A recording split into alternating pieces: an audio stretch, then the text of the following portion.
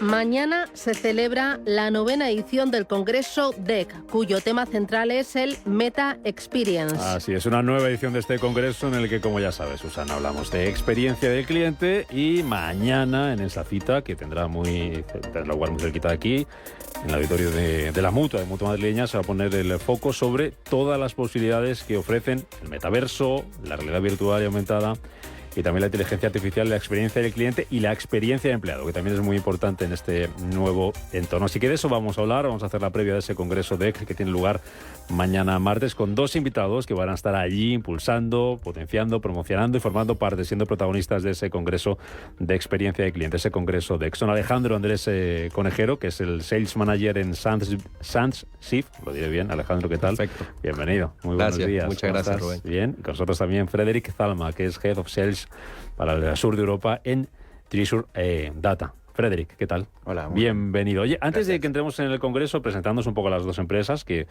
estáis aquí esta mañana con nosotros en estos desayunos Capital, aquí en Capital Intereconomía, SANSIF, que son soluciones empresariales de gestión de la experiencia del cliente y voz del cliente, ¿no? ¿Qué es lo que hacéis, Alejandro, vosotros?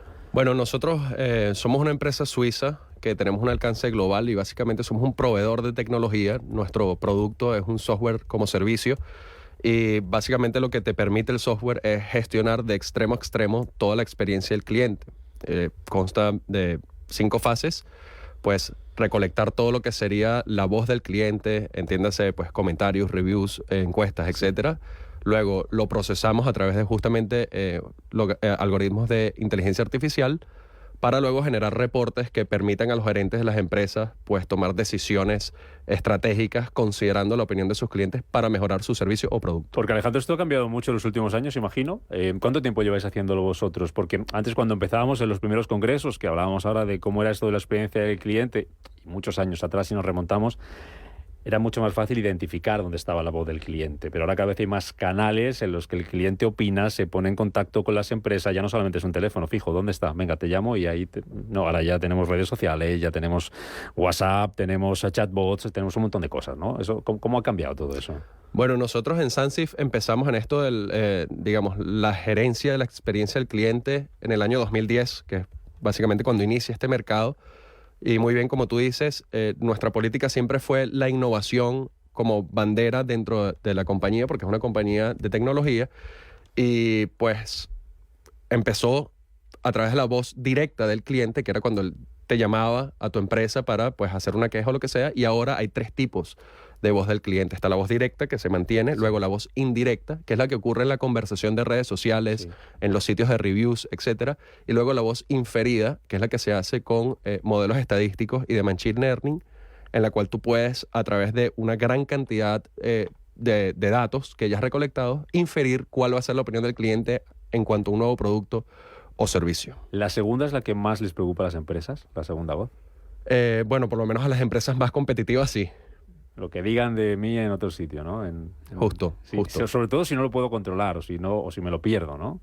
Bueno, también pasa, creo yo, que hay una conversación indirecta en las redes sociales que no necesariamente menciona a tu empresa, pero que es relevante para tu toma de decisiones. Entonces, si tú eres capaz de entender esa conversación que no te está mencionando, que no te están diciendo las cosas... un poco por donde te sirve para ver por dónde van los tiros, ¿no? Justamente. Yeah. Y poder tomar mejores decisiones que se adelanten a tus competidores. Frederic, vosotros en Treasure Data os dedicáis al ámbito de los datos, ¿no? ¿Qué es exactamente lo que hacéis? ¿Cómo lo hacéis? Sí, Treasure Data es una CDP, una Customer Data Platform, es un acrónimo bastante popular ahora mismo. Una CDP te permite recoger todos los datos de los clientes, todo lo que hacen contigo, con tu marca, que sea en tu página web, lo que compra, lo que mira, en las redes sociales, también con el servicio al cliente o la parte logística. Si lo piensas, un cliente se conecta mucho con las marcas por todos los lados. Y las empresas necesitan tener esa visión 360 de lo que el cliente hace con ellos para analizarlo y activar esos datos mucho mejor.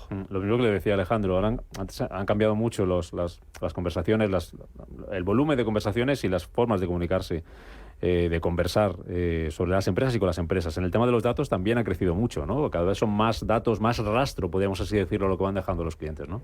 Es más datos, más volumen y también más complejidad. Es que entre una marca y otra, dentro del mismo grupo, entre una subsidiaria, entre lo que pasa en Alemania y aquí en España, son siempre canales distintos, son siempre maneras de conversar, de comportarse de manera distinta. Y una empresa a nivel global necesita tener un sistema tan diverso, tan amplio para recorrer cuál sea los datos. Y hablamos del metaverso, ahora mismo no hacemos nada con el metaverso, nadie hace casi nada con el metaverso, pero si un día los clientes empiezan a estar en el metaverso, las marcas deben entender lo que pasa ahí y deben recorrer los datos de este nuevo mundo. Ahora lo vemos con TikTok, ahora que se puede hacer publicidad y en pocos años ya ha sido la red más popular y las empresas deben adaptarse a eso. ¿Qué deberían hacer las empresas, Alejandro, Frederic, por un lado con esas conversaciones, utilizándolas bien para que la experiencia del cliente con ese cliente sea óptima, y qué deberían hacer con los datos o qué es lo que hacen con los datos? En cuanto al... Por la parte que te toca a ti de la conversación. Una vez tengan ya lo que nos contabais que vosotros os dedicáis, trabajáis con ello, con las conversaciones, lo que van viendo en esos 3 tipos de conversaciones, luego, ¿qué deberían hacer con esas conversaciones para optimizar esa experiencia del cliente? Bueno, claro, lo que termina ocurriendo es que esos datos que se recolectaron son procesados por estos algoritmos de inteligencia artificial que, bueno, por un lado reduce muchísimo el costo para la empresa de contratar analistas de datos, que es digamos, un labor muy caro, muy caro, ¿no? Sí. Y pues tú obtienes tu reporte y ese reporte pues te da indicios de cuáles son las decisiones operacionales que tú deberías tomar. En el caso, digamos, más sencillo o más granular, usualmente el cliente tiene una queja y tú abres un ticket de soporte para que tu empleado pueda resolver el problema particular que tiene ese cliente. Y luego, en un caso más, digamos, gerencial o más corporativo, si esto es un problema que es muy recurrente, tú, pues, por supuesto, tienes que tomar una decisión de gerencia, porque no es un caso aislado lo que está ocurriendo, ¿no? Entonces, por ejemplo, nosotros tenemos casos donde se ha podido detectar, son empresas de retail, básicamente, y tienen distintas sucursales a lo largo y ancho de distintos países con distintos idiomas, etcétera, y estos algoritmos de inteligencia artificial, que son agnósticos en cuanto al lenguaje, permiten identificar, por ejemplo, cuáles son las tiendas donde hay más colas. Se hacen más colas, hay una saturación de la cantidad de clientes porque las operaciones no dan para atenderlos todos de forma eficiente.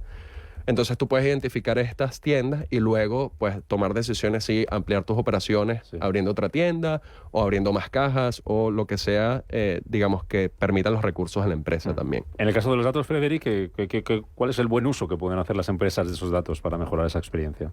El problema que tienen las empresas es que trabajan de manera siloada. Es que lo que pasa en publicidad no se entera de lo que pasa en servicio al cliente, que no se entera en la parte comercial, o la red física no se entera lo que hay en la página web. Esas experiencias que cada uno ha vivido, que recibes una oferta y vas a la tienda y no saben de lo que se trata. Los datos están aquí, pero las empresas no lo comparten, los departamentos no lo comparten, y entonces necesitan una especie de data hub enfocado en los datos del cliente para que toda la empresa se enfoque en ellos y que el cliente sea realmente al centro de las empresas. ¿Vuestros clientes entienden ya esto? Alejandro, Frederic, que nos hablabas antes, Frederic, de que en el metaverso todavía no estamos. No sé si falta mucho para que estemos.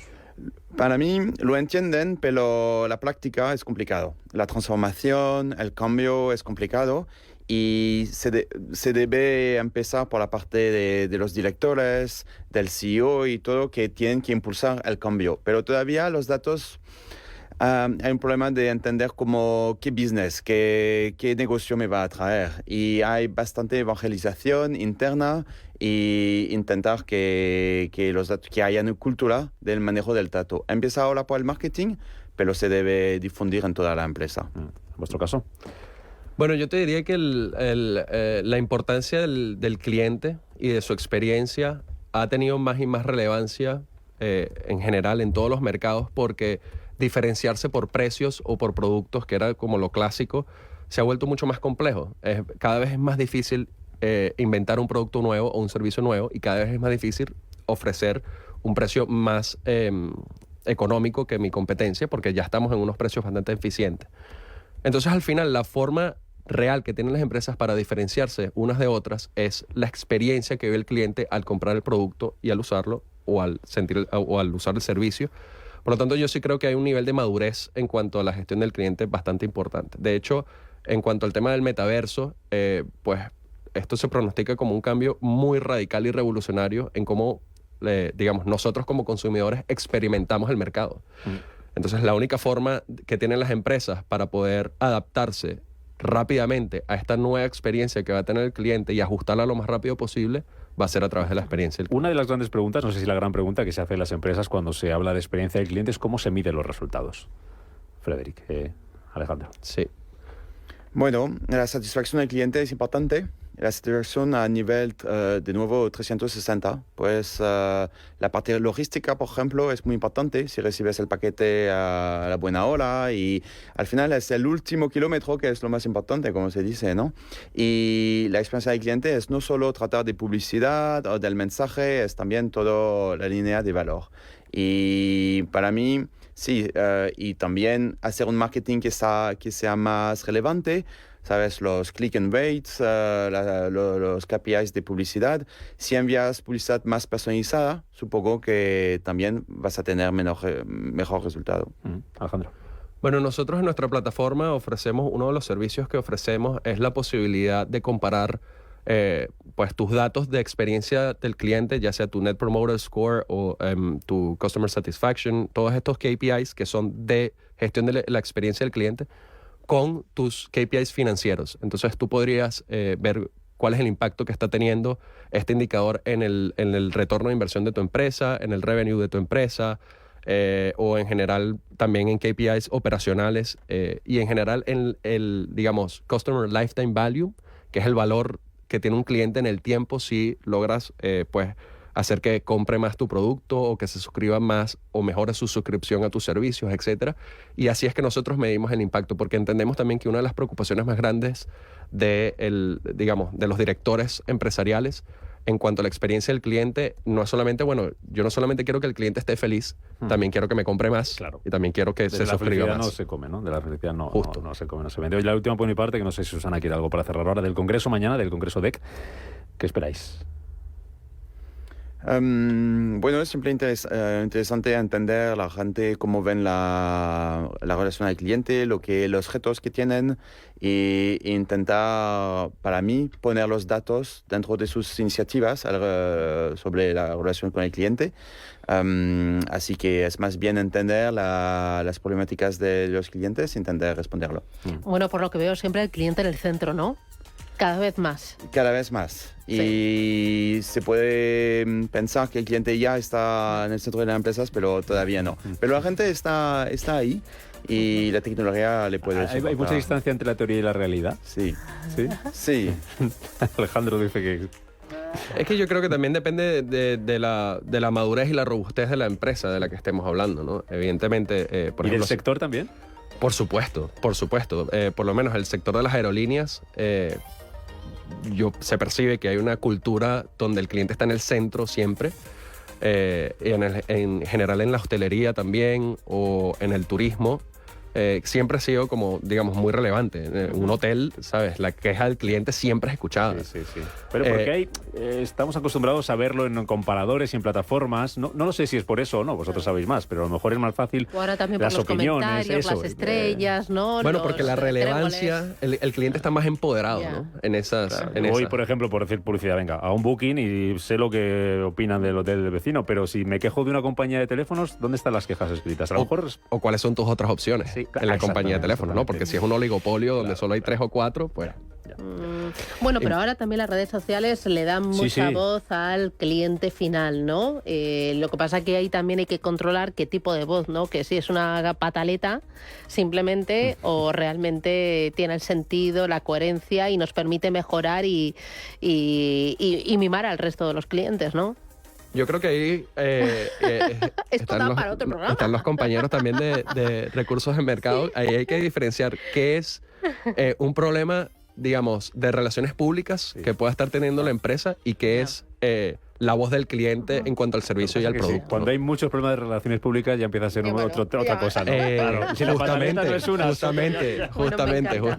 Bueno. Yo hablaría de revolución silenciosa, porque lo que pasa en las redes sociales, los buzz es una cosa, pero también a veces las empresas pierden poco a poco clientes sin realmente analizar, sin entenderlo bien, porque es poco a poco. Y es el problema que pueden... Bueno, el cliente en el centro, mañana, 9ª edición ya del Congreso DEC.